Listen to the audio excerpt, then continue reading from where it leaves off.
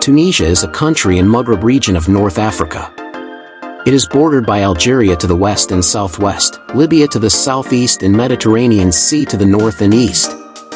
Tunisia also shares maritime borders with Italy through the islands of Sicily and Sardinia to the north and Malta to the east.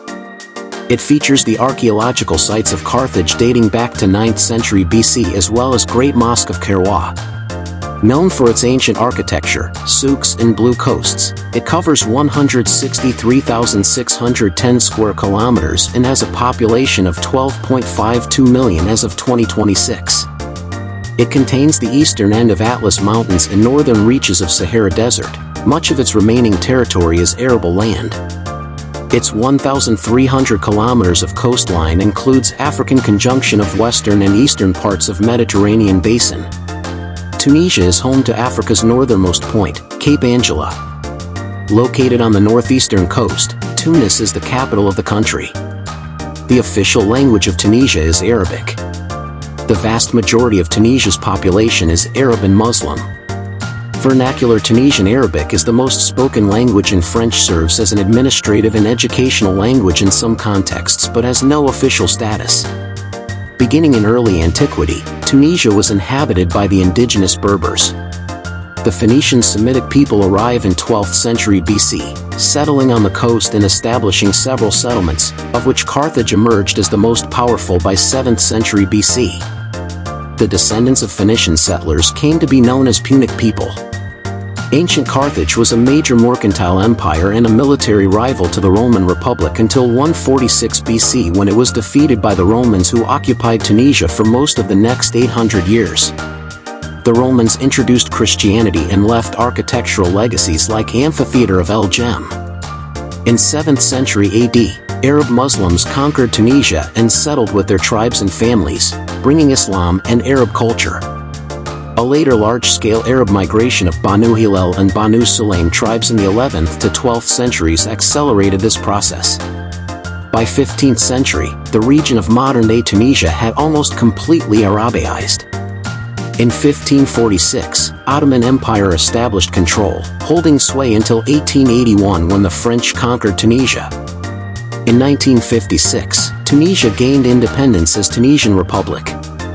Today, Tunisia's culture and identity are rooted in this centuries-long intersection of different cultures and ethnicities.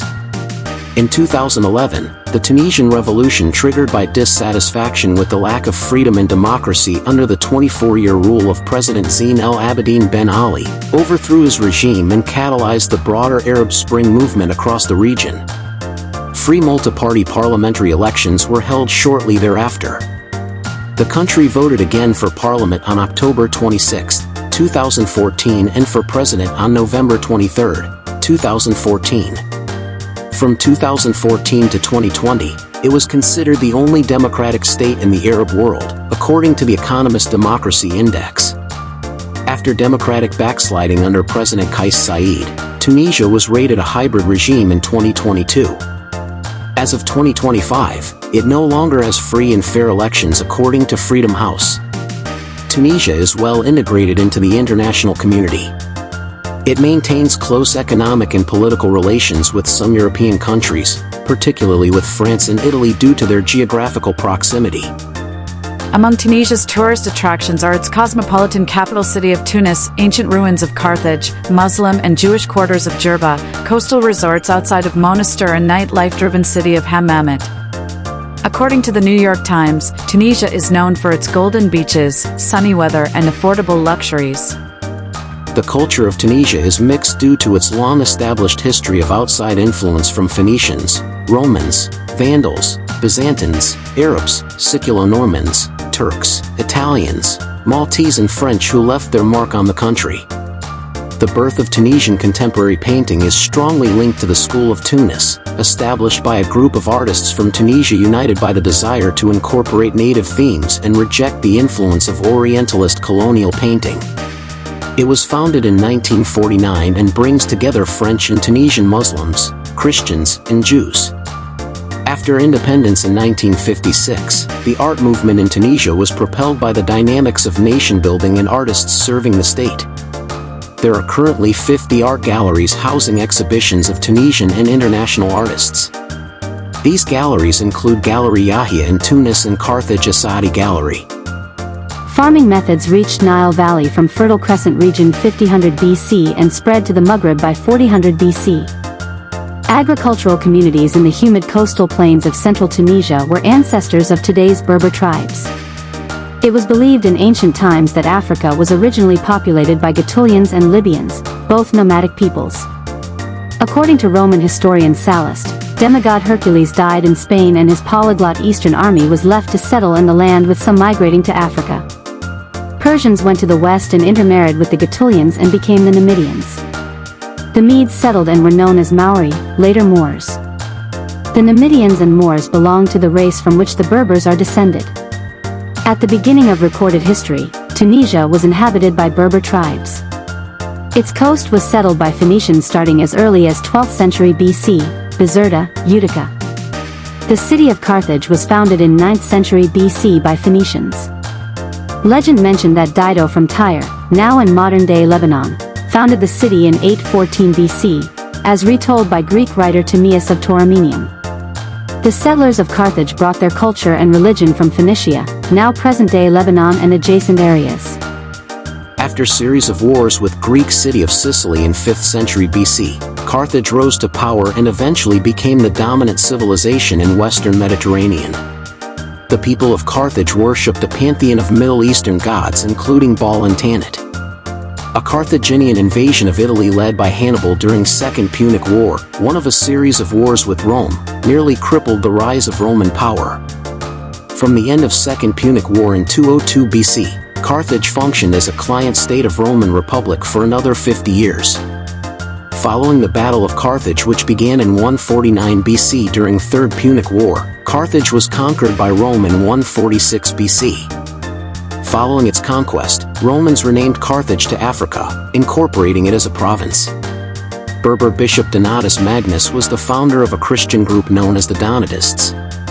During 5th and 6th centuries, from 430 to 533 AD, Germanic Vandals invaded and ruled over a kingdom in northwest Africa that included present-day Tripoli. The region was easily reconquered in 533 to 534 AD, during the rule of Emperor Justinian I, by Eastern Romans led by General Belisarius, preluding a 165-year era of Byzantine rule. Between second half of 7th century and early 8th century, Arab-Muslim conquest occurred in the region. They founded the first Islamic city in northwest Africa, Kairwa. It was there in 670 AD that the Mosque of Uthba, or Great Mosque of Kairwa, was constructed. This mosque is the oldest and most prestigious sanctuary in the Muslim West with the oldest standing minaret in the world. It is considered a masterpiece of Islamic art and architecture. Arab migration to the Maghreb began during this time. The region in its entirety was taken in 695, retaken by Byzantine Eastern Romans in 697, but lost permanently in 698. The transition from a Latin-speaking Christian Berber society to a Muslim and mostly Arabic-speaking society took over 400 years, equivalent process in Egypt and Fertile Crescent took 600 years, and resulted in the final disappearance of Christianity and Latin in the 13th century. Majority of the population were not Muslim until 9th century. Some Tunisian Christians emigrated with richer members of society did so after the conquest in 698 and others were welcomed by Norman rulers to Sicily or Italy in the 11th and 12th centuries, the logical destination because of the 1,200-year close connection between the two regions. The Arab governors of Tunis founded the Aghlabid dynasty, which ruled Tunisia, Tripolitania and eastern Algeria from 800 to 909. Tunisia flourished under Arab rule when extensive systems were constructed to supply towns with water for household use and irrigation that promoted agriculture, especially olive production. This prosperity permitted luxurious court life and was marked by the construction of new palace cities such as Al-Abbasiyya and Raqada. After conquering Cairo, the Fatimids abandoned Tunisia and parts of eastern Algeria to the local Zirids, 972 to 1148. Zirid Tunisia flourished in many areas: agriculture, industry, trade, religious and secular learning. Management by the later Zirid emirs was neglectful and political instability connected to decline Tunisian trade and agriculture. The depredation of Tunisian campaigns by Banu Hilal, a warlike Arab tribe encouraged by the Fatimids of Egypt to seize northwest Africa, sent the region's rural and urban economic life into further decline. Consequently, the region underwent rapid urbanization as famines depopulated the countryside and industry shifted from agriculture to manufactures. Arab historian Ibn Khaldun wrote that the lands ravaged by Banu Hilal invaders become completely arid desert. The main Tunisian cities were conquered by Normans of Sicily under Kingdom of Africa in 12th century, but following the conquest of Tunisia in 1159 to 1160 by the Almohads, Normans were evacuated to Sicily. Communities of Tunisian Christians still exist in Nefsawa up to 14th century. The Almohads initially ruled over Tunisia through a governor, usually a near relative of the caliph. Despite the prestige of the new masters, the country was still unruly, with continuous rioting and fighting between the townsfolk and wandering Arabs and Turks, the latter being subjects of the Muslim Armenian adventurer Karakish. Tunisia was occupied by Ayyubids between 1182 and 1183 and again between 1184 and 1187. The greatest threat to Almohad rule in Tunisia was the Banu Ghaniya, relatives of the Almoravids, who from their base in Majorca tried to restore Almoravid rule over the Maghreb. Around 1200, they succeeded in extending their rule over the whole of Tunisia until they were crushed by Almohad troops in 1207. After this success, the Almohads installed Walid Abu Hafs as the governor of Tunisia. Tunisia remained part of the Almohad state, until 1230 when the son of Abu Hafs declared himself independent. During the reign of Hafsid dynasty from their capital Tunis, fruitful commercial relationships were established with several Christian Mediterranean states. In the late 16th century, the coast became a pirate stronghold. In the last years of Hafsid dynasty, Spain seized many of the coastal cities, but these were recovered by Ottoman Empire. The first Ottoman conquest of Tunis took place in 1534 under the command of Barbarossa Hayreddin Pasha, the younger brother of Orak Reis, who was the Capadon Pasha of Ottoman fleet during the reign of Suleiman the Magnificent. However, it was not until the final Ottoman reconquest of Tunis from Spain in 1574 under Capadon Pasha Yolik Ali Reis that the Ottomans permanently acquired the former Hafsid Tunisia, retaining it until the French conquest of Tunisia in 1881. Initially under Turkish rule from Algiers, soon the Ottoman Porte appointed directly for Tunis a governor called the Pasha supported by Janissary forces. Before long, however, Tunisia became in effect an autonomous province, under the local bey. Under its Turkish governors, the beys, Tunisia attained virtual independence. Hussein dynasty of beys established in 1705, lasted until 1957. This evolution of status was from time to time challenged without success by Algiers. During this era, the governing councils controlling Tunisia remained largely composed of a foreign elite who continued to conduct state business in Turkish language. Attacks on European shipping by corsairs from Algiers, Tunis, Tripoli, and after a long period of declining raids, the growing power of the European states finally forced their termination. The plague epidemics ravaged Tunisia in 1784 to 1785, 1796 to 1797, and 1818 to 1820. In 19th century, rulers of Tunisia became aware of the ongoing efforts at political and social reform in the Ottoman capital. The Bey of Tunis, by his own lights but informed by the Turkish example, attempted to effect a modernizing reform of institutions and economy. Tunisian international debt grew unmanageable. This was the reason or pretext for French forces to establish a protectorate in 1881. In 1869, Tunisia declared itself bankrupt and an international financial commission took control over its economy.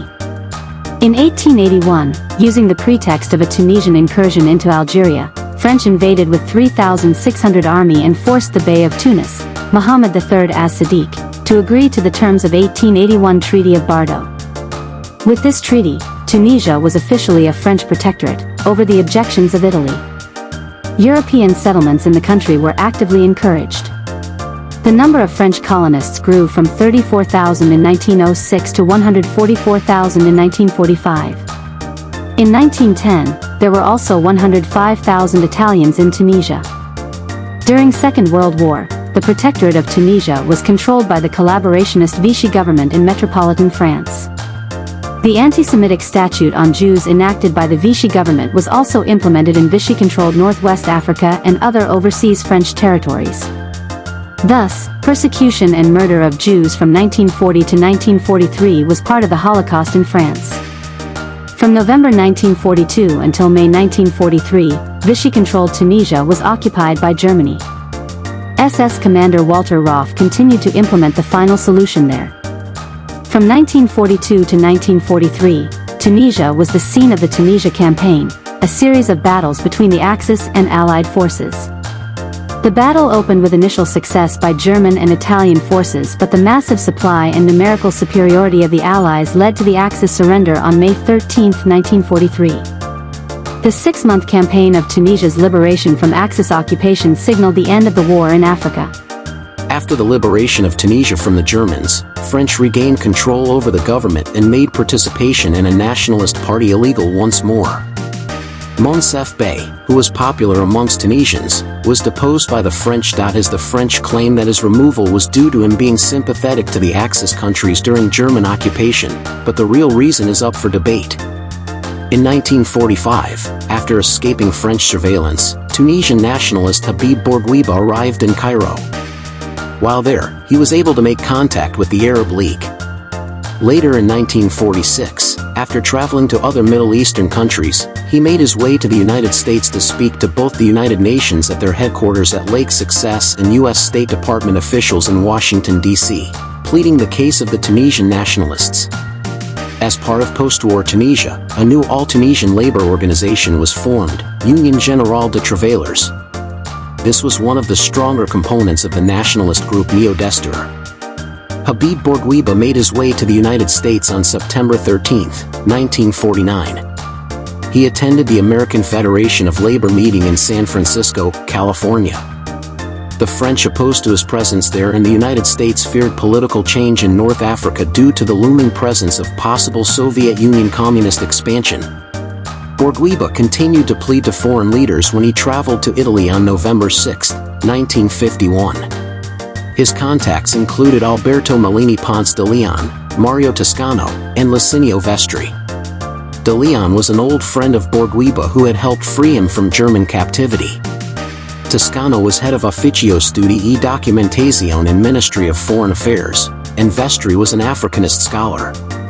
Despite his best efforts, the Italians remained neutral as they did not want to ruin relations with NATO ally France, nor did they want to hamper any possibility of future relations with Tunisia, as it served as a key part of Mediterranean. French resident general in Tunisia, Jean de Hautecloque, left Tunis to Paris on August 25, 1953, when he was replaced by Pierre Voizard. Voizard had previously been the French minister to Monaco. A month after his arrival in Tunis on September 26, 1953, Voizard made many changes to ease tensions in Tunisia. He lifted press censorship and freed several political prisoners. He also restored the full powers of civil authorities and raised the state of siege in the Sahel. On January 26, 1954, Voizard announced that there would soon be new reforms in favor of granting more sovereignty to Tunisians while ensuring the interests of the French and French citizens in Tunisia, at the Cercle Républicain d'Outre-mer in Paris. The Neo-Destor group was not in favor of these reforms if they were not involved in their creation. They also demanded the freedom of Bourguiba, who was imprisoned on the Isle of Galite. Tunisia achieved independence from France on March 20, 1956, with Habib Bourguiba as Prime Minister. March 20th is celebrated annually as Tunisian Independence Day. A year later, Tunisia was declared a republic, with Bourguiba as the first president. From independence in 1956 until 2011 revolution, the government and the Constitutional Democratic Rally, formerly Neo-Destar and Socialist Desturian Party, were effectively one. Following report by Amnesty International, The Guardian called Tunisia one of the most modern but repressive countries in the Arab world. On May 12, 1964, Tunisia nationalized foreign farmlands. Immediately after, France cancelled all financial assistance for the country, which was amount to more than $40 million. This led to the Tunisian National Assembly passing a bill that required all residents of the country to subscribe to a popular loan in proportion to their income. From 1977 until 2005, Tunisia was a shooting location for 5 films of the Star Wars film franchise. In 1982, Tunisia became the center of the Palestine Liberation Organization, based in the capital Tunis. On October 1, 1985, Israeli Air Force bombed the PLO headquarters, killing at least 60 people. In November 1987, doctors declared Bourguiba unfit to rule, and in a bloodless coup d'état, Prime Minister Zine El Abidine Ben Ali assumed the presidency in accordance with Article 57 of the Tunisian constitution. The anniversary of Ben Ali's succession, November 7th, was celebrated as a national holiday. He was consistently re-elected with enormous majorities every 5 years, well over 80% of the vote, the last being October 25, 2009, until he fled the country amid popular unrest in January 2011. Ben Ali and his family were accused of corruption and plundering the country's money. Economic liberalization provided further opportunities for financial mismanagement, while corrupt members of the Trabelsi family, most notably in the cases of Trabelsi and Belhassan Trabelsi, controlled much of the business sector in the country. The First Lady Leila Ben Ali was described as an unabashed shopaholic who used the state airplane to make frequent unofficial trips to Europe's fashion capitals. Tunisia refused a French request for the extradition of 2 of the president's nephews, from Leila's side, who were accused by the French state prosecutor of having stolen 2 megayachts from a French marina. According to Le Monde, Ben Ali's son-in-law was being primed to eventually take over the country. Independent human rights groups, such as Amnesty International, Freedom House, and Protection International, documented that basic human and political rights were not respected. The regime obstructed in any way possible the work of local human rights organizations.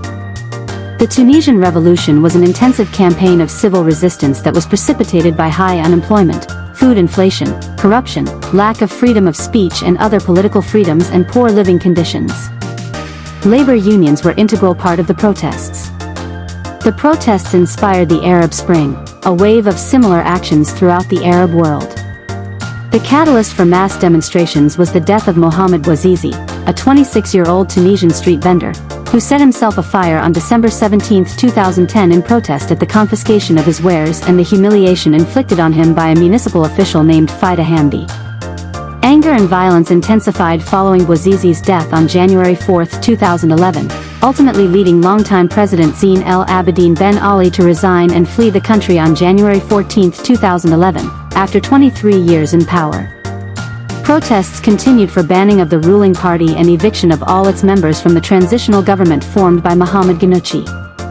Eventually, the new government gave in to the demands. A Tunis court banned the ex-ruling party RCD and confiscated all its resources.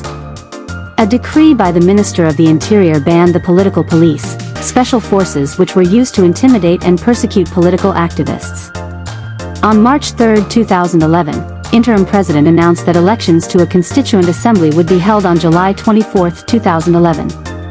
On June 9, 2011, the Prime Minister announced the election postponed until October 23, 2011. International and internal observers declared the vote free and fair. The Ennahda movement, formerly banned under the Ben Ali regime, came out of the election as the largest party, with 89 seats out of a total of 217. On December 12, 2011, former dissident and veteran human rights activist Monsef Marzouki was elected president. In March 2012, Ennahda declared it would not support making Sharia the main source of legislation in the new constitution, maintaining the secular nature of the state. Ennahda's stance on the issue was criticized by hardline Islamists, who wanted strict Sharia, but was welcomed by secular parties. On February 6, 2013, Chakri Belaid, the leader of the leftist opposition and prominent critic of Ennahda, was assassinated. In 2014, President Monsef Marzouki established Tunisia's Truth and Dignity Commission, as a key part of creating a national reconciliation. Tunisia was hit by 2 terror attacks on foreign tourists in 2015, first killing 22 people at the Bardo National Museum, and later killing 38 people at the Sousse beachfront. Tunisian President Beji Keita Sebsi renewed the state of emergency in October for 3 more months. The Tunisian National Dialogue Quartet won the 2015 Nobel Peace Prize for its work in building a peaceful, pluralistic political order in Tunisia. Tunisia's first democratically elected president Beji Keita Sebsi died in July 2019. Following him, Kais Saied became Tunisia's president after a landslide victory in the 2019 Tunisian presidential elections in October. On October 23, 2019, Saied was sworn in as Tunisia's new president. On July 25, 2021, amid ongoing demonstrations concerning government dysfunction and corruption and rises in COVID-19 cases, Kais Saied unilaterally suspended parliament, dismissed the prime minister and withdrew immunity of parliament members. In September 2021, Saied said he would appoint a committee to help draft new constitutional amendments. On September 29, he named Najla Bouden as the new prime minister and tasked her with forming a cabinet, which was sworn in on October 11. On February 3, 2022, Tunisia was voted to the African Union's Peace and Security Council for the term 2022 to 2024, according to the Tunisian Foreign Ministry. The poll took place on the fringes of AU Executive Council's 40th Ordinary Session, which was held in Ethiopian capital of Addis Ababa, according to the ministry. In February 2022, Tunisia and International Monetary Fund held preliminary negotiations in the hopes of securing a multi-billion-dollar bailout for an economy beset by recession, public debt, inflation, and unemployment. In April 2023, Tunisian government closed the headquarters of Ennahda Party and arrested its leader Rached Ghannouchi. In October 2023, Abir Moussi, head of Free Desturian Party, became the latest prominent opponent of President Saied to have been detained or imprisoned. The FDL emerged from Democratic Constitutional Assembly. In September 2023, Saied asked to postpone a visit by a delegation of the EU Commission to discuss migration, according to Minister of the Interior Kamel Feki. Meanwhile, human rights organizations were criticizing the July migration agreement. Feki said that Tunisia, which is one of the most important transit countries for people on their way to Europe, cannot act as a border guard for other countries. In October 2023, Saied turned down $127 million in EU aid, saying that the amount was small and does not square with a deal signed 3 months ago. This in turn caused surprise in Brussels. In April 2025, Tunisia dismantled dozens of makeshift camps housing African migrants, displacing as many as 7,000 people. On October 6, 2024, President Kais Saied won a second term with more than 90% of the vote in a presidential election with a 28.8% turnout. 5 political parties had urged people to boycott the elections. Hundreds of international festivals, national, regional or local, punctuate the calendar year. Music and theatrical festivals dominate the national cultural scene. Several festivals take place annually in summer. The International Festival of Carthage in July. The International Festival of Arts of Mar from late July to early August. The International Festival of Hammamet in July and August. The Carthage Film Festival is held in October and November of every other year, alternating with Carthage Theatre Festival. It was created in 1966 by Tunisian Minister of Culture to showcase films from Maghreb, Africa and Middle East. In order to be eligible for the competition, a film must have a director of African or Middle Eastern nationality and have been produced at least 2 years before entry. The grand prize is the Tanit d'Or or Golden Tanit, named for the lunar goddess of ancient Carthage. The award is in the shape of her symbol, a trapezium surmounted by a horizontal line and a circle. The International Festival of the Sahara, celebrated annually at the end of December, honors the cultural traditions associated with Tunisian desert, attracts tourists and musicians from around the world as well as horsemen who flaunt their saddles and local fabrics and skills. There are also a number of musical festivals. Some honor traditional Tunisian music while others, including Tabarka Jazz Festival, focus on other genres. In the city of Sousse, Carnival of Owusu is an annual festive and cultural event that unfolds each July 24th. It is a parade of symbolic chariots, fanfares and folk groups from Tunisia and elsewhere, which takes place near the beach of Bujafar at the eve of the beginning of Owusu, designating heat wave of the month of August according to Berber calendar. Originally it was a pagan feast, Neptunalia, celebrating the god of the seas, Neptune in the Roman province of Africa, and might even go back to Phoenician times. The appellation Owusu is a possible deformation of Oceanus.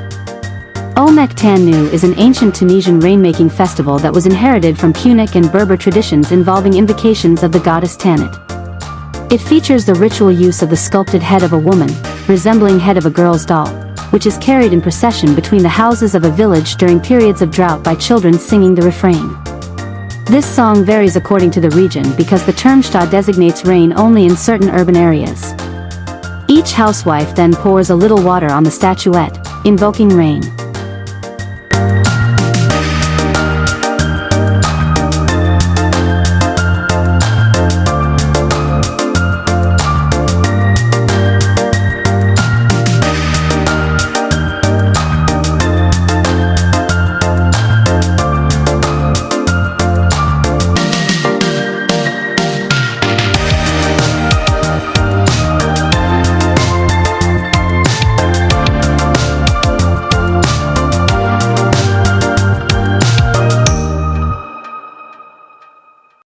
Algeria is a country in Maghreb region of North Africa, spanning 2,381,741 square kilometers. It is the largest country in Africa and 10th largest in the world. It is bordered to the northeast by Tunisia, to the east by Libya, to the southeast by Niger, to the southwest by Mali, Mauritania, and Western Sahara, to the west by Morocco, and to the north by Mediterranean Sea. With a population of over 47 million, Algeria is the 10th most populous country in Africa. Its capital and largest city is Algiers. Algeria has been at the crossroads of numerous cultures and civilizations for millennia, including Phoenicians, Numidians, Romans, Vandals, and Byzantine Greeks. Its modern identity is rooted in centuries of Arab-Muslim migration since 7th century and subsequent Arabization of indigenous Berber populations. Following succession of Islamic Arab and Berber dynasties between 8th and 15th centuries, Regency of Algiers was established in 1516 as a largely independent tributary state of Ottoman Empire. After nearly 3 centuries as a major power in the Mediterranean, Algeria was invaded by France in 1830 and formally annexed in 1848, though it was not fully conquered and pacified until 1903. French rule brought mass European settlement that displaced the local population. By mid-1870, indigenous Algerians declined by 1/3 due to warfare, disease, and starvation. Sétif and Guelma massacre in 1945 catalyzed local resistance that culminated in the outbreak of Algerian War in 1954. Algeria gained independence in 1962. It descended into a bloody civil war from 1992 to 2002, remaining in an official state of emergency until 2010 to 2012 Algerian protests during Arab Spring. Algeria has semi-arid climate with Sahara Desert dominating most of the territory except for its fertile and mountainous north, where most of the population is concentrated. Its official languages are Arabic and Tamazight, while vast majority of the population speak Algerian dialect of Arabic. The usage of French persists especially in media, education, and certain administrative matters, but has no official status. Most Algerians identify as Arabs while Berbers form a sizable minority. Sunni Islam is the official religion and practiced by 99% of the population. Algeria is a semi-presidential republic composed of 58 provinces, wilayas, and 1,541 communes. It is a regional power in North Africa and a middle power in global affairs with the largest military budget in Africa. Sonatrach, the national oil company, is the largest company in Africa and a major supplier of natural gas to Europe. Tourism development had previously been hampered by lack of facilities, but since 2004, a broad tourism development strategy has been implemented, resulting in many hotels of high modern standard being built. There are several UNESCO World Heritage Sites in Algeria, which includes Al-Khaleh of Beni Hammad, first capital of Hammadid Empire, Tibes a Phoenician and later Roman town, Gemala and Timgad, both Roman ruins, Mzab limestone valley containing a large urbanist oasis, and Kasbah of Algiers, an important citadel. The only natural World Heritage Site in Algeria is Tasselai Eniger mountain range.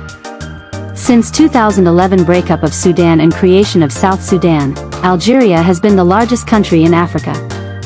It is also the largest country in Mediterranean basin. Its southern part includes a significant portion of the Sahara.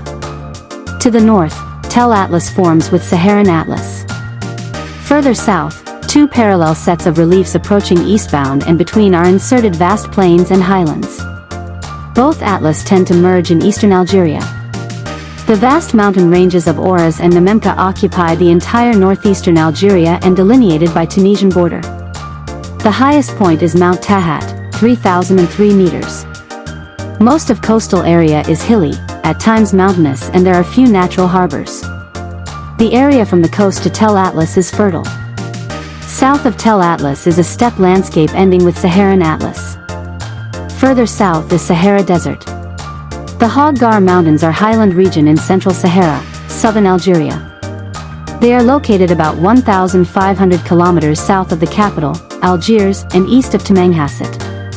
Algiers, Oran, Constantine, and Annaba are Algeria's main cities. In this region, midday desert temperatures can be hot year-round. However, after sunset, clear dry air permits rapid loss of heat and nights are cool to chilly. Enormous daily ranges in temperature are recorded. Rainfall is fairly plentiful along the coastal part of Tel Atlas, with precipitation amount increasing from west to east. Precipitation is heaviest in the northern part of eastern Algeria, where it reaches as much as 1,000 millimeters in certain years. Farther inland, rainfall is less plentiful. Algeria also has ergs or sand dunes between mountains. Among these, in the summertime when winds are heavy and gusty, temperatures can go up to 43 degrees Celsius.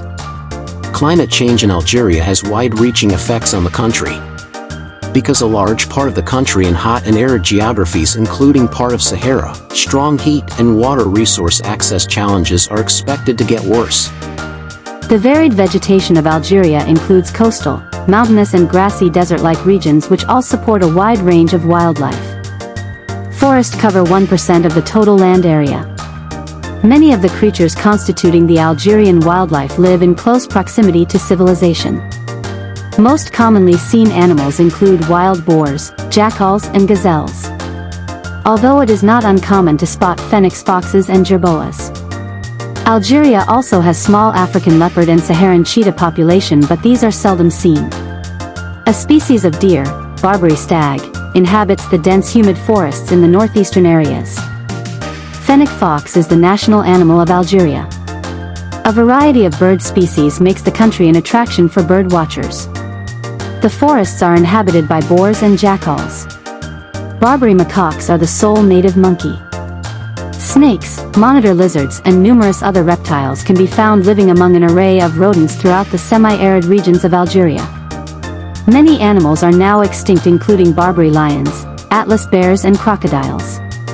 In the north, native flora includes maquia scrub, olive trees, oaks, cedars, and other conifers.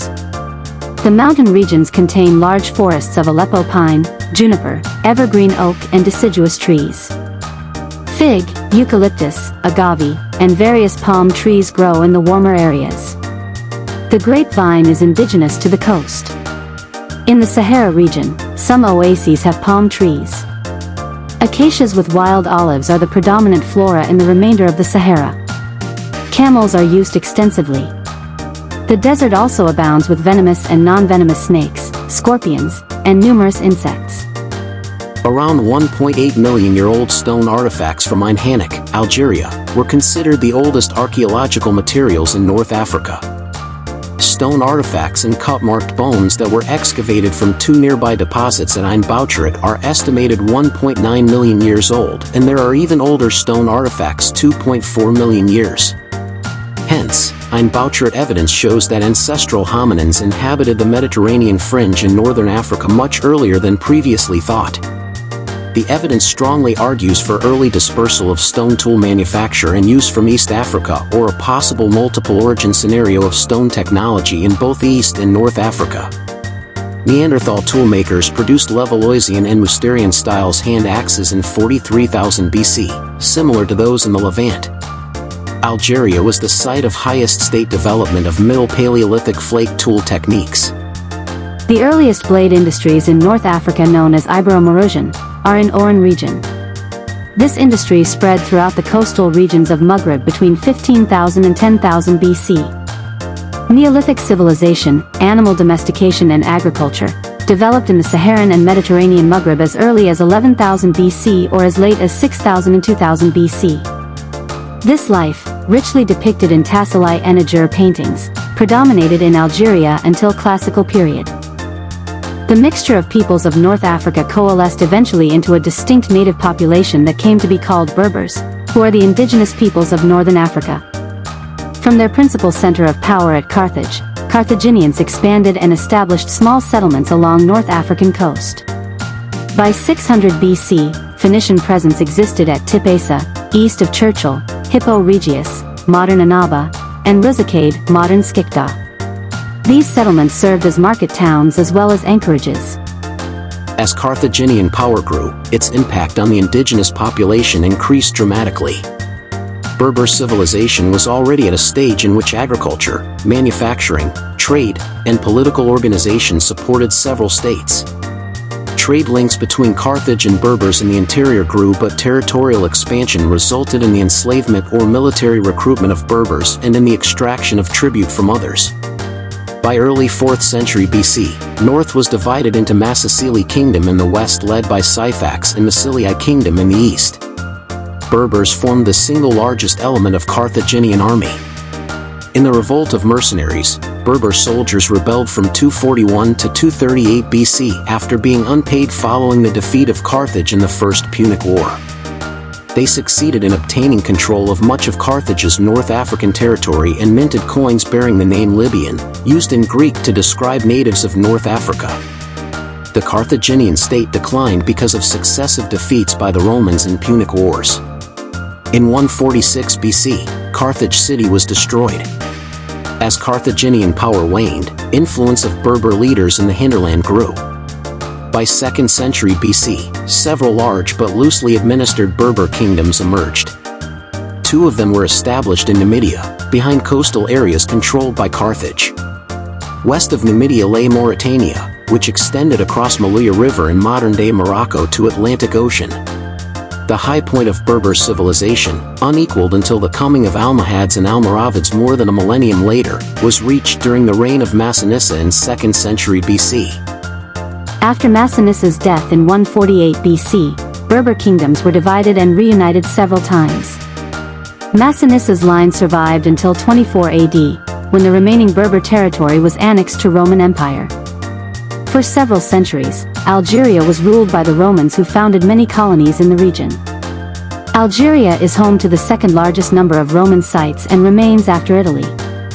Rome, after getting rid of its powerful rival Carthage in the year 146 BC, decided a century later to include Numidia to become the new master of North Africa. They built more than 500 cities. Like the rest of North Africa, Algeria was one of the breadbaskets of the empire, exporting cereals and other agricultural products. Saint Augustine was the bishop of Hippo Regius, modern-day Annaba, Algeria, located in the Roman province of Africa. The Germanic Vandals of Gaiseric moved into North Africa in 429 and by 435, controlled coastal Numidia. When Byzantines arrived, Leptis Magna was abandoned and Salata region was occupied by the indigenous Laguatan, who facilitated an Amazigh political, military, and cultural revival. During the rule of the Romans, Byzantines, Vandals, Carthaginians, and Ottomans, Berber people were one of the few in North Africa who remained independent. The Berber people were so resistant that even during Muslim conquest of North Africa, they still had control and possession over their mountains. The collapse of Western Roman Empire led to the establishment of a native kingdom based in Altava, modern-day Algeria, known as Mar Roman Kingdom. It was succeeded by Kingdom of Altava, based in Altava. During the reign of Kasala, its territory extended from the region of modern-day Fez in the west to the western Oras and later Kairouan and interior of Afriqiya in the east. During early Muslim conquests, Muslim Arabs of Umayyad Caliphate conquered Algeria in early 8th century. Large numbers of indigenous Berber people converted to Islam. Christians, Berber and Latin speakers remained in the great majority in Tunisia until the end of 9th century, and Muslims only became a vast majority sometime in 10th century. After the fall of Umayyad Caliphate, numerous local dynasties emerged, including Rustamids, Aghlabids, Fatimids, Zirids, Hamidids, Almoravids, Almohads, and Zayanids. Christians left in 3 waves. after initial conquest, in 10th century and 11th century. The last were evacuated to Sicily by the Normans and few remaining died out in 14th century. Following Berber revolt, numerous independent states emerged across Maghreb. In Algeria, Rustamid Kingdom was established. The Rustamid realm stretched from Tafilalt in Morocco to Nafusa Mountains in Libya, including south, central and western Tunisia, therefore including territory in all of the modern-day Maghreb countries. In the south, Rustamid realm expanded to modern borders of Mali and included territory in Mauritania, once extending their control over all of Maghreb, part of Spain and briefly over Sicily. Originating from modern Algeria, Zirids only controlled modern Africa by 11th century. The Zirids recognized nominal suzerainty of Fatimid caliphs of Cairo. El Muiz Zirid ruler decided to end this recognition and declared his independence. The Zirids also fought against other Zenata kingdoms, Maghrawa Berber dynasty originating from Algeria, which at one point was a dominant power in the Maghreb, ruling over much of Morocco and western Algeria, including Fez, Sijil Massa, Agmat, Oujda, most of Su and Dra, and reaching as far as Msaila and the Zab in Algeria. As Fatimid state weakened and unable to attempt a direct invasion, they found another means of revenge. Between the Nile and Red Sea were living Bedouin nomad tribes expelled from Arabia for their disruption and turbulency. The Banu Hilal and Banu Sulaim, who regularly disrupted farmers in the Nile Valley since the nomads would often loot their farms. The then Fatimid vizier decided to destroy what he could not control, and broke a deal with the chiefs of these Bedouin tribes. The Fatimids even gave them money to leave. Whole tribes set off with women, children, elders, animals, and camping equipment. Some stopped on the way, especially in Cyrenaica, where they are still one of the essential elements of the settlement, but most arrived in Africa by the Gabes region, arriving in 1051. The Zirid ruler tried to stop this rising tide, but with each encounter, the last under the walls of Kairouan, his troops were defeated and Arabs remained masters of the battlefield. The Arabs usually did not take control over the cities, instead looting them and destroying them. In 1516, Turkish privateer brothers Araj and Hayreddin Barbarossa, who operated successfully under the Hafsids, moved their base of operations to Algiers.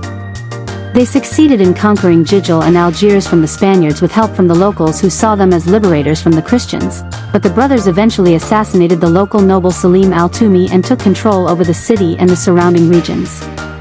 Their state is known as Regency of Algiers. When Araj was killed in 1518 during his invasion of Tlemcen, Hayreddin succeeded him as military commander of Algiers. The Ottoman Sultan gave him the title of Beylerbey and a contingent of 2,000 janissaries. With the aid of this force and native Algerians, Hayreddin conquered the whole area between Constantine and Oran, although the city of Oran remained in Spanish hands until 1792. Barbary raids in the Mediterranean continued to attack Spanish merchant shipping, resulting in the Spanish Empire attempting to invade Algiers in 1775. The Spanish Navy bombarded the city in 1783 but failed to pacify it. Subsequent bombing campaign in 1784 was joined by the naval forces of other traditional enemies of Algiers, including Naples, Portugal, and Knights of Malta. Over 20,000 cannonballs were fired, but the effort ultimately failed. Spain sued for peace in 1786 and paid 1 million pesos to the Dey. In 1792, Algiers recaptured the two remaining Spanish strongholds at Oran and Mers el Kabir. In the same year, they conquered the Moroccan Rif and Oujda, which they then abandoned in 1795. In 19th century, Algerian pirates remained a formidable force in the Mediterranean, even forging affiliations with Caribbean powers, paying a license tax in exchange for safe harbor of their vessels. Attacks on American merchantmen resulted in the First and Second Barbary Wars, which ended the targeting of U.S. ships in 1815. A year later, a combined Anglo-Dutch fleet under the command of Lord Exmouth bombarded Algiers to stop similar attacks on European fishermen. These efforts proved successful, although Algerian piracy would continue until the French conquest in 1830. Under the pretext of a slight to their consul, French invaded and captured Algiers in 1830. According to several historians, the methods used by the French to establish control over Algeria reached genocidal proportions. Historian Ben Kiernan wrote that by 1875, the French conquest was complete. The war had killed approximately 825,000 indigenous Algerians since 1830. French losses from 1831 to 1851 were 92,329 dead in the hospital and only 3,336 killed in action. The slave trade and piracy in Algeria ceased following the French conquest. The conquest of Algeria by the French took some time and resulted in considerable bloodshed. On September 17, 1860, Napoleon III declared, "Our first duty is to take care of the happiness of the 3 million Arabs, whom the fate of arms has brought under our domination." During this time, only Kabylia resisted. Kabylians were not colonized until after the Mokrani Revolt in 1871.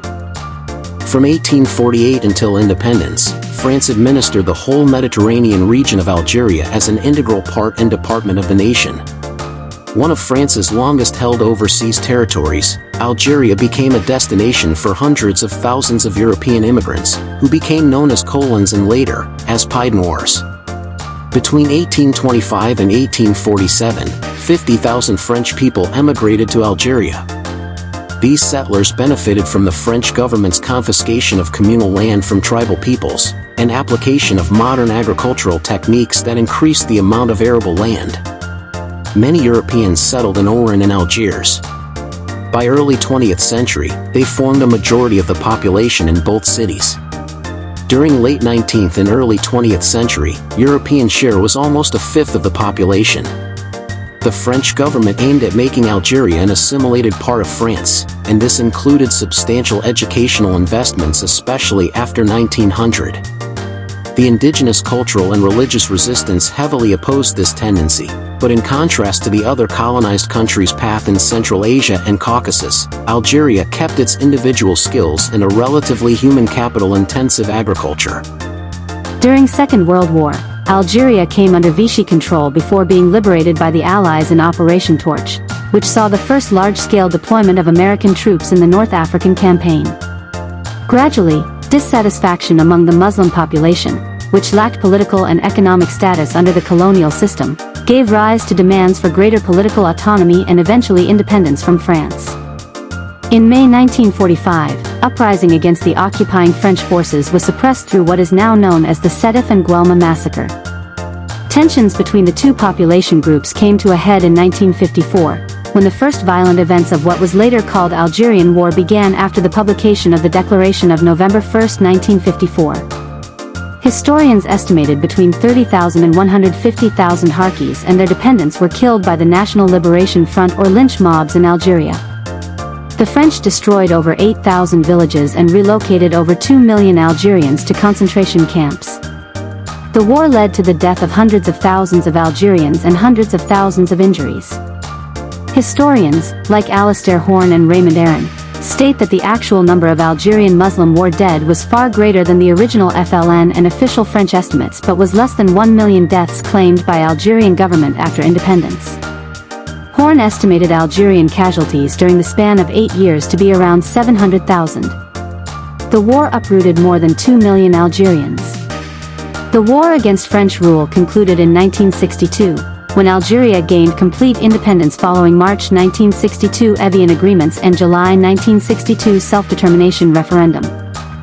The number of European Pied Noirs who fled Algeria totaled more than 900,000 between 1962 and 1964.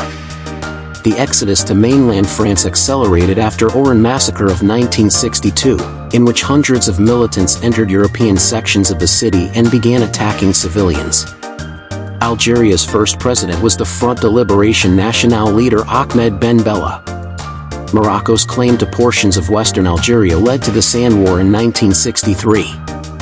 Ben Bella was overthrown in 1965 by Houari Boumediene, his former ally and defense minister. Under Ben Bella, the government became increasingly socialist and authoritarian. Boumediene continued this trend. However, he relied much more on the army for his support and reduced the sole legal party to a symbolic role. He collectivized agriculture and launched massive industrialization drive. Oil extraction facilities were nationalized. This was especially beneficial to the leadership after international 1973 oil crisis.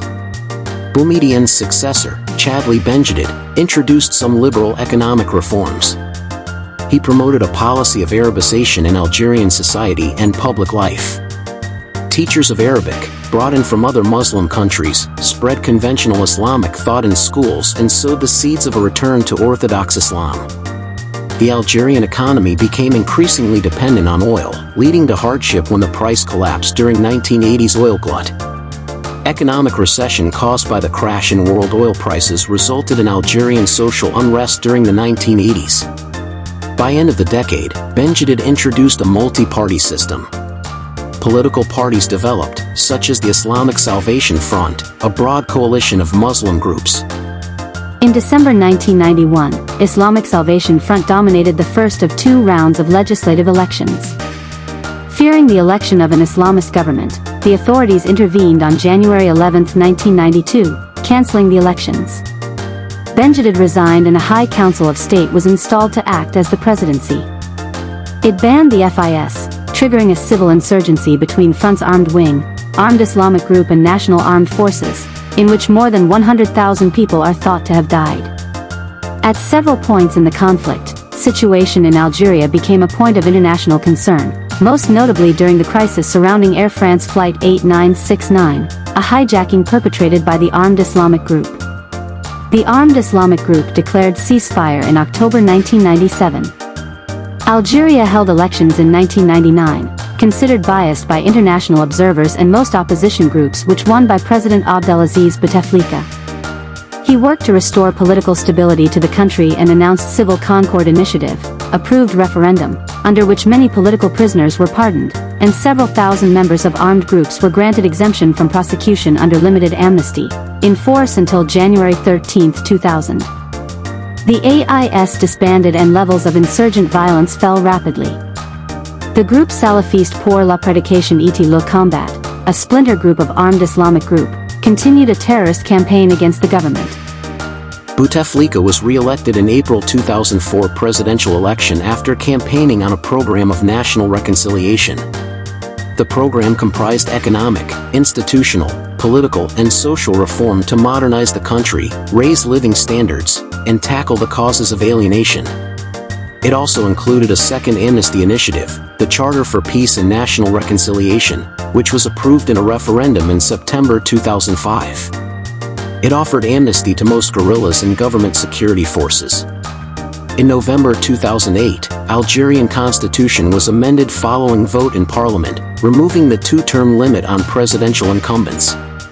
This change enabled Bouteflika to stand for re-election in the 2009 presidential elections, and he was re-elected in April 2009.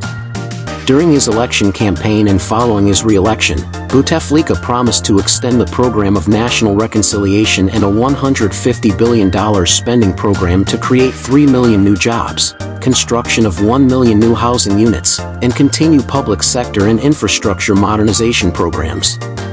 Continuing series of protests throughout the country started on December 28, 2010, inspired by similar protests across the Middle East and North Africa. On February 24, 2011, the government lifted Algeria's 19-year-old state of emergency. The government enacted legislation dealing with political parties, electoral code, and representation of women in elected bodies.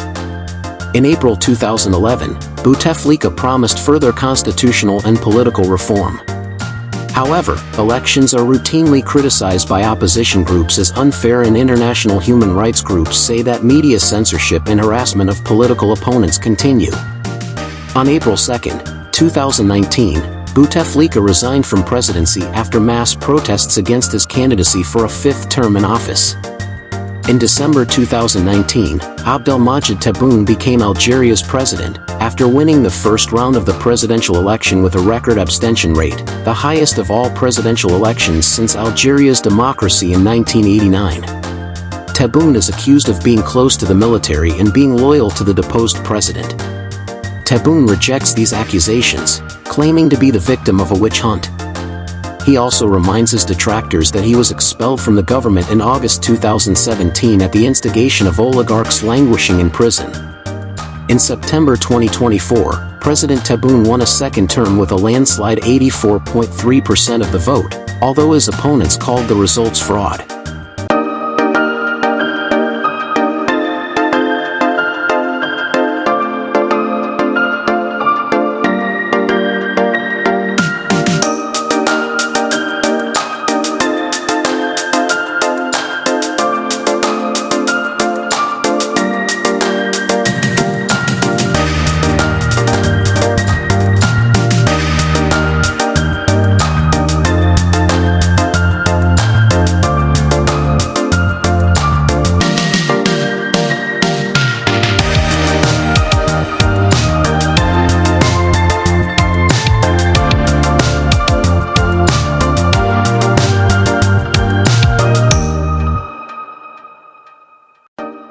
Libya is a country in the Maghreb region of North Africa. It borders Mediterranean Sea to the north, Egypt to the east, Sudan to the southeast, Chad to the south, Niger to the southwest, Algeria to the west and Tunisia to the northwest.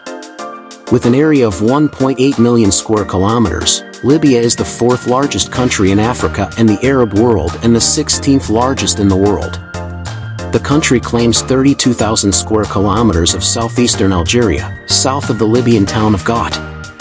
The capital and largest city is Tripoli, located in the northwest and has 1 million of Libya's 7 million people. Libya has been inhabited by Berbers since late Bronze Age as descendants from Ibero-Mauritanian and Capsian cultures. In classical antiquity, Phoenicians established city-states and trading posts in western Libya while several Greek cities were established in the east. Parts of Libya were variously ruled by Carthaginians, Numidians, Persians, and Greeks before the entire region became part of Roman Empire. Libya was an early center of Christianity. After the fall of Western Roman Empire, Libya was occupied by the Vandals until 7th century when invasions brought Islam to the region.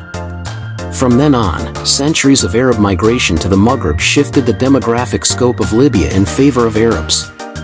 In 16th century, Spanish Empire and Knights Hospitaller occupied Tripoli until Ottoman rule began in 1551. Libya was involved in Barbary wars of 18th and 19th centuries. Ottoman rule continued until Italo-Turkish War in 1911, which resulted in Italy occupying Libya and established 2 colonies. Italian Tripolitania and Italian Cyrenaica, later unified in the Italian Libya colony from 1934 to 1943. During World War II, Libya was an area of warfare in the North African Campaign. The Italian population then declined and Libya became independent as a kingdom in 1951. A bloodless military coup in 1969 initiated by coalition led by Colonel Muammar Gaddafi, overthrew King Idris I and created a republic. Gaddafi was described by critics as a dictator, and was one of the world's longest-serving non-royal leaders. He ruled for 42 years until overthrown and killed in 2011 civil war, which was part of the wider Arab Spring, with authority transferred to the National Transitional Council, then to the elected General National Congress. Since 2011, Libya has been involved in a political and humanitarian crisis, and by 2014, 2 rival authorities claimed to govern Libya, which led to a second civil war, with parts of Libya split between separate governments, based in Tripoli and Tobruk, as well as various tribal and Islamist militias. The 2 main warring sides signed a permanent ceasefire in 2020, and a unity government took authority to plan for democratic elections, though political rivalries continue to delay this. In March 2022, House of Representatives ceased recognizing the Government of National Unity and proclaimed an alternative government, Government of National Stability. Both governments have been functioning simultaneously since then, which led to dual power in Libya. The international community continues to recognize the unity government as the legitimate government of the country. Libya has the 10th largest proven oil reserves in the world. The country's official religion is Islam, with 96% of the Libyan population being Sunni Muslims. The official language of Libya is Arabic, with vernacular Libyan Arabic being spoken most widely. Majority of Libya's population is Arab. At 1,770 kilometers, Libya's coastline is the longest of any African country bordering the Mediterranean. The portion of the Mediterranean Sea north of Libya is called Libyan Sea. The climate is extremely dry and desert-like in nature. However, the northern regions enjoy milder Mediterranean climate. Natural hazards include the hot, dry, dust-laden sirocco, known in Libya as Ghibli. This is a southern wind that blows for 1 to 4 days in spring and autumn. There are also dust storms and sandstorms. Oases are scattered throughout Libya, of which the most important are Ghadams and Kufra. The Libyan desert, which covers most of Libya, is one of the most arid and sun-baked places on Earth. In places, decades may pass without seeing any rainfall at all, and even in the highlands rainfall seldom happens, once every 5 to 10 years. At Uvianat as of 2006, the last recorded rainfall was in September 1998. Likewise, temperature in the Libyan desert can be extreme. On September 13, 1922, Azazia town located southwest of Tripoli, recorded 58 degrees Celsius, considered world record. There are a few scattered uninhabited small oases, usually linked to the major depressions, where water can be found by digging to a few feet in depth. In the west, there is a widely dispersed group of oases and unconnected shallow depressions, the Kufra group, consisting of Tazerbo, Ribiani, and Kufra. Aside from scarps, general flatness is only interrupted by a series of plateaus and massifs near the center of Libyan desert, around the convergence of Egyptian-Sudanese-Libyan borders. Slightly further to the south are the massifs of Arkanu, Uvianat, and Kisu. These granite mountains are ancient, having formed long before the sandstones surrounding them. Arkanu and western Uvianat are ring complexes very similar to those in Air Mountains. Eastern Uvianat, highest point in Libyan desert, is a raised sandstone plateau adjacent to the granite part further west. The plain to the north of Uvianat is dotted with eroded volcanic features. With the discovery of oil in the 1950s, came the discovery of a massive aquifer underneath much of Libya. The water in the Nubian sandstone aquifer system predates the last ice ages and Sahara Desert. This area also contains the Arkanu structures, which were once thought to be 2 impact craters. Many Arabic-speaking Libyans consider themselves part of a wider Arab community. This was strengthened by the spread of Pan-Arabism in the mid-20th century and their reach to power in Libya, where they instituted Arabic as the only official language of the state. Under Gaddafi's rule, teaching and even use of indigenous Berber language was strictly forbidden. In addition to banning foreign languages previously taught in academic institutions, leaving entire generations of Libyans with limitations in their comprehension of English language. Both the spoken Arabic dialects and Berber still retain words from Italian that were acquired before and during the Libya Italiana period. Libyans have a heritage in the traditions of the previously nomadic Bedouin Arabic speakers and sedentary Berber tribes. Reflecting the nature of giving amongst Libyan people as well as sense of hospitality, Libya made it to the top 20 on Charities Aid Foundation's World Giving Index in 2013.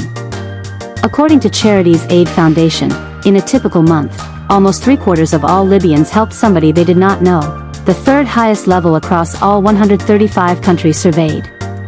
There are few theaters or art galleries due to the decades of cultural repression under Gaddafi regime and lack of infrastructure development under the regime of dictatorship. For many years, there were no public theaters and only a few cinemas showing foreign films. The tradition of folk culture is still alive and well, with troops performing music and dance at frequent festivals, both in Libya and abroad. A large number of Libyan television stations are devoted to political review, Islamic topics, and cultural phenomena. Tuareg music and dance are popular in Ghadams and the south.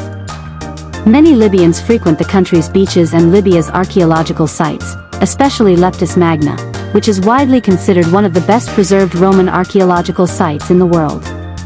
The most common form of public transport between cities is the bus, though many people travel by automobile. There are no railway services in Libya, but these are planned for construction in the near future. Libya's capital, Tripoli, has many museums and archives. These include Government Library, Ethnographic Museum, Archaeological Museum, National Archives, Epigraphy Museum, and Islamic Museum. The Red Castle Museum, located in the capital near the coast and right in the city center, built in consultation with UNESCO, may be the country's most famous. The coastal plain of Libya was inhabited by Neolithic peoples as early as 800 BC. The Afroasiatic ancestors of Berber people spread into the area by Late Bronze Age. The earliest known tribe was Garamantes, based in Germa. The Phoenicians were the first to establish trading posts in Libya. By 5th century BC, the greatest of Phoenician colonies, Carthage, extended its hegemony across much of North Africa where a distinctive civilization known as Punic emerged. In 630 BC, ancient Greeks colonized the area around Barca in eastern Libya and founded the city of Cyrene. Within 200 years, four more important Greek cities were established in the area that became known as Cyrenaica. The area was home to renowned philosophy school of the Cyrenaics. In 525 BC, Persian army of Cambyses II overran Cyrenaica, which for the next 2 centuries remained under Persian or Egyptian rule. Alexander the Great ended Persian rule in 331 BC and received tribute from Cyrenaica. Eastern Libya again fell under the control of the Greeks, this time as part of the Ptolemaic kingdom. The Rashidun army conquered Cyrenaica. In 647, an army led by Abdullah ibn Sa'd took Tripoli from the Byzantines definitively. The Fezzan was conquered by Uqba ibn Nafi in 663. The Berber tribes of the hinterland accepted Islam, however they resisted Arab political rule. For the next several decades, Libya was under the purview of Umayyad Caliph of Damascus until Abbasids overthrew the Umayyads in 750, and Libya came under the rule of Baghdad. When Caliph Harun al-Rashid appointed Ibrahim ibn al-Aghlab as his governor of Afriqiya in 800, Libya enjoyed considerable local autonomy under the Aghlabid dynasty. By 10th century, Shiite Fatimids controlled western Libya, and ruled the entire region in 972.